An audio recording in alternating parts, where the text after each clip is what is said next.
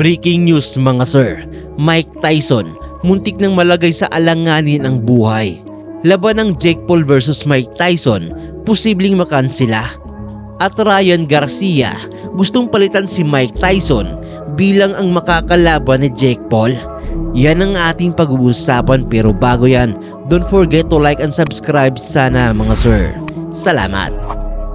Nagkaroon nga po ng isang medical emergency ang boxing legend na si Mike Tyson. Nangyari ang insidenteng ito habang sakay ito sa eroplano na mula sa Miami, Florida papuntang Los Angeles, California.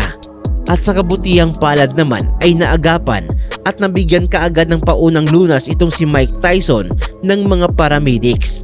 Paliwanag naman ng kanyang mga kasamahan, ang naging dahilan umano ng biglaang medical emergency na yon ay dahil sa bigla umanong nahilo at naduduwal itong si Iron Mike Tyson due to an ulcer flare 30 minutes bago lumapag ang sinasakyan nitong eroplano. Dahil sa nangyari ay marami sa ating mga boxing fans ang labis na nag-aalala, lalo na't may paparating na laban itong 57 years old na si Mike Tyson kontra sa YouTuber boxer na si Jake Paul ngayong buwan ng July.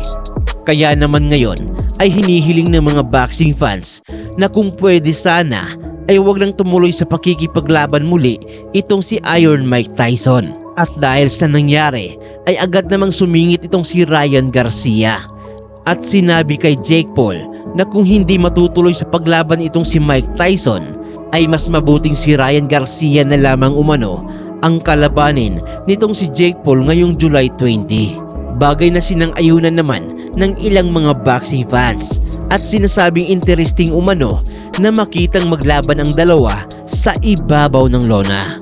Pero kayo mga sir, gusto nyo rin bang makitang maglaban si Jake Paul at itong si Ryan Garcia sa ibabaw ng lona?